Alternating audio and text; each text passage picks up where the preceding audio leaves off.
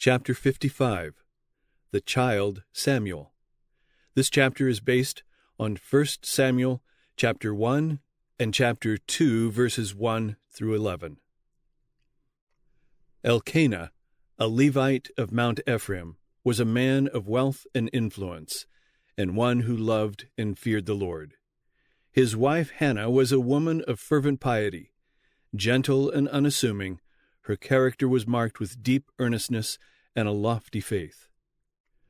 The blessing so earnestly sought by every Hebrew was denied this godly pair.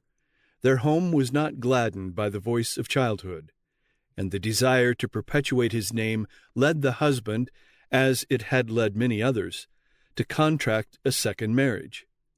But this step, prompted by a lack of faith in God, did not bring happiness.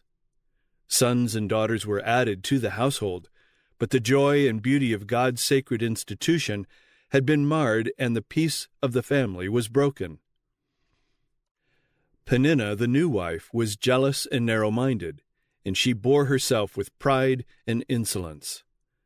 To Hannah, hope seemed crushed, and life a weary burden, yet she met the trial with uncomplaining meekness.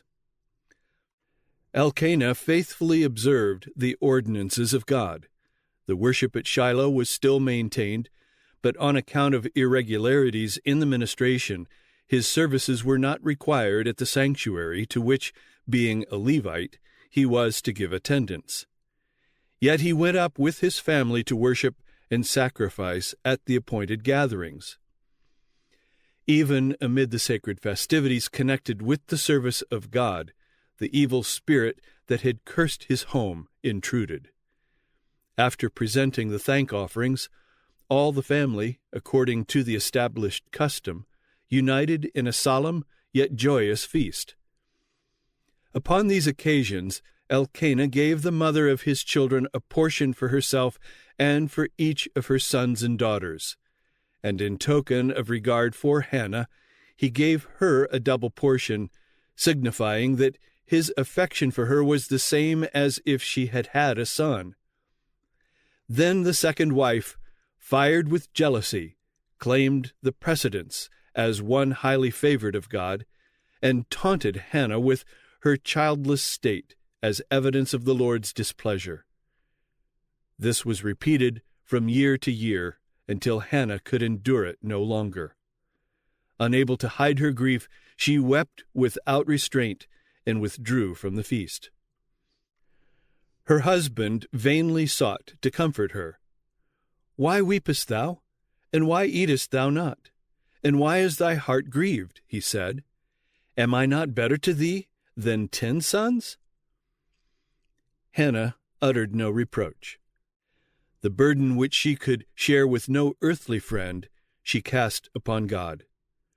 Earnestly she pleaded that he would take away her reproach and grant her the precious gift of a son to nurture and train for him. And she made a solemn vow that if her request were granted, she would dedicate her child to God even from its birth. Hannah had drawn near to the entrance of the tabernacle, and in the anguish of her spirit she prayed and wept sore. Yet she communed with God in silence, uttering no sound. In those evil times, such scenes of worship were rarely witnessed. Irreverent feasting and even drunkenness were not uncommon, even at the religious festivals, and Eli the high priest, observing Hannah, supposed that she was overcome with wine. Thinking to administer a deserved rebuke, he said sternly, "How long wilt thou be drunken? Put away thy wine from thee." Pained and startled, Hannah answered gently, "No, my lord, I am a woman of a sorrowful spirit. I have drunk neither wine nor strong drink, but have poured out my soul before the Lord. Count not thine handmaid for a daughter of Belial. For out of the abundance of my complaint and grief have I spoken hitherto." The high priest was deeply moved, for he was a man of God, and in place of rebuke he uttered a blessing. "Go in peace, and the God of Israel grant thee thy petition that thou hast asked of him." Hannah's prayer was granted. She received the gift for which she had so earnestly entreated. As she looked upon the child, she called him Samuel, asked of God. As soon as the little one was old enough to be separated from his mother, she fulfilled her vow. She loved her child with all the devotion of a mother's heart. Day by day, as she watched his expanding powers and listened to his childish prattle, her affections entwined about him more closely. He was her only son, the special gift of heaven, but she had received him as a treasure consecrated to God, and she would not withhold from the giver his own. Once more Hannah journeyed with her husband to Shiloh and presented to the priest, in the name of God, her precious gift, saying, "For this child I prayed, and the Lord hath given me my petition which I asked of him. Therefore also I have lent him to the Lord. As long as he liveth, he shall be lent to the Lord." Eli was deeply impressed by the faith and devotion of this woman of Israel. Himself an overindulgent father, he was awed and humbled as he beheld this mother's great sacrifice in parting with her only child, that she might devote him to the service of God. He felt reproved for his own selfish love, and in humiliation and reverence he bowed before the Lord and worshipped. The mother's heart was filled with joy and praise, and she longed to pour forth her gratitude to God. The spirit of inspiration came upon her, and Hannah prayed and said, "My heart rejoiceth in the Lord. Mine horn is exalted in the Lord. My mouth is enlarged over mine enemies, because I rejoice in thy salvation. There is none holy as the Lord, for there is none beside thee. Neither is there any rock like our God. Talk no more so exceeding proudly. Let not arrogancy come out of your mouth. For Jehovah is a God of knowledge, and by him actions are weighed. The Lord killeth and maketh alive. He bringeth down to the grave and bringeth up. The Lord maketh poor and maketh rich. He bringeth low and lifteth up. He raiseth up the poor out of the dust, and lifteth up the beggar from the dunghill, to set them among princes, and to make them inherit the throne of glory. For the pillars of the earth are the Lord's, and he hath set the world upon them. He will keep the feet of his saints, and the wicked shall be silent in darkness. For by strength shall no man prevail. The adversaries of the Lord shall be broken to pieces. Out of heaven shall he thunder upon them. The Lord shall judge the ends of the earth, and he shall give strength unto his king, and exalt the horn of his anointed. Hannah's words were prophetic, both of David, who should reign as king of Israel, and of the Messiah, the Lord's anointed. Referring first to the boasting of an insolent and contentious woman, the song points to the destruction of the enemies of God and the final triumph of his redeemed people. From Shiloh, Hannah quietly returned to her home at Ramah, leaving the child Samuel to be trained for service in the house of God under the instruction of the high priest. From the earliest dawn of intellect, she had taught her son to love and reverence God, and to regard himself as the Lord's. By every familiar object surrounding him, she had sought to lead his thoughts up to the Creator. When separated from her child, the faithful mother's solicitude did not cease. Every day he was the subject of her prayers. Every year she made with her own hands a robe of service for him, and as she went up with her husband to worship at Shiloh, she gave the child this reminder of her love. Every fiber of the little garment had been woven with a prayer that he might be pure, noble, and true.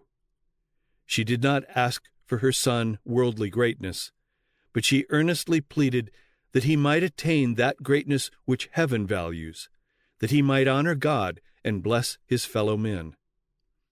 What a reward was Hannah's, and what an encouragement to faithfulness is her example. There are opportunities of inestimable worth, interests infinitely precious committed to every mother. The humble round of duties which women have come to regard as a wearisome task should be looked upon as a grand and noble work.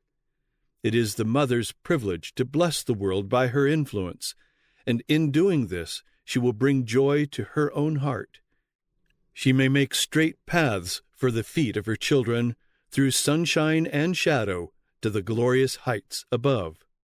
But it is only when she seeks in her own life to follow the teachings of Christ that the mother can hope to form the character of her children after the divine pattern. The world teems with corrupting influences. Fashion and custom exert a strong power over the young.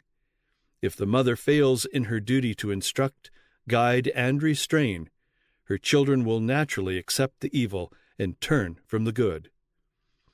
Let every mother go often to her Savior with the prayer, "Teach us, how shall we order the child, and what shall we do unto him?" Let her heed the instruction which God has given in His Word, and wisdom will be given her as she shall have need. The child Samuel grew on, and was in favor both with the Lord and also with men.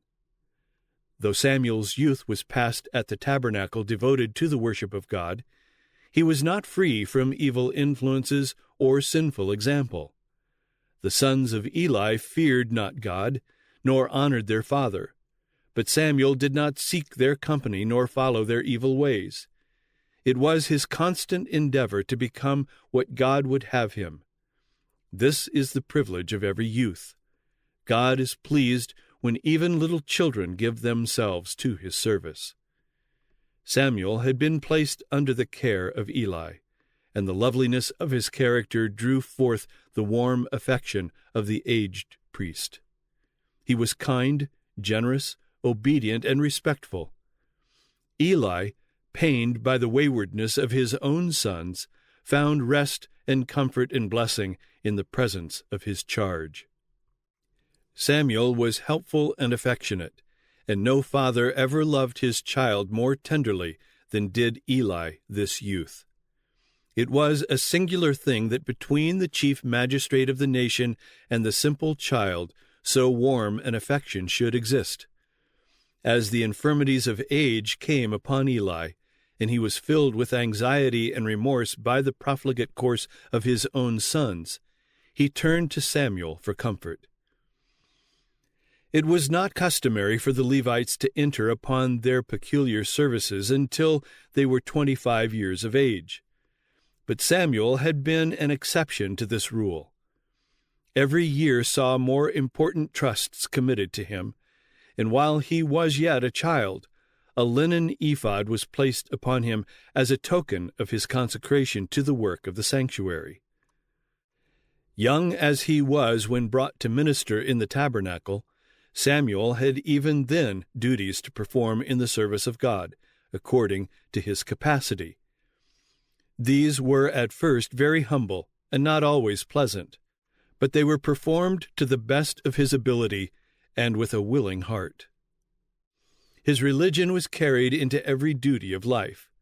He regarded himself as God's servant, and his work as God's work. His efforts were accepted because they were prompted by love to God and a sincere desire to do His will. It was thus that Samuel became a co-worker with the Lord of heaven and earth, and God fitted him to accomplish a great work for Israel. If children were taught to regard the humble round of everyday duties as the course marked out for them by the Lord, as a school in which they were to be trained to render faithful and efficient service, how much more pleasant and honorable would their work appear? To perform every duty as unto the Lord throws a charm around the humblest employment and links the workers on earth with the holy beings who do God's will in heaven. Success in this life, success in gaining the future life, depends upon a faithful, conscientious attention to the little things. Perfection is seen in the least, no less than in the greatest of the works of God. The hand that hung the worlds in space is the hand that wrought with delicate skill the lilies of the field. And as God is perfect in his sphere, so we are to be perfect in ours. The symmetrical structure of a strong, beautiful character is built up by individual acts of duty. And faithfulness should characterize our life in the least as well as in the greatest of its details. Integrity in little things, the performance of little acts of fidelity and little deeds of kindness, will gladden the path of life. And when our work on earth is ended, it will be found that every one of the little duties faithfully performed has exerted an influence for good, an influence that can never perish. The youth of our time may become as precious in the sight of God as was Samuel. By faithfully maintaining their Christian integrity, they may exert a strong influence in the work of reform. Such men are needed at this time. God has a work for every one of them. Never did men achieve greater results for God and humanity than may be achieved in this our day by those who will be faithful to their God-given trust.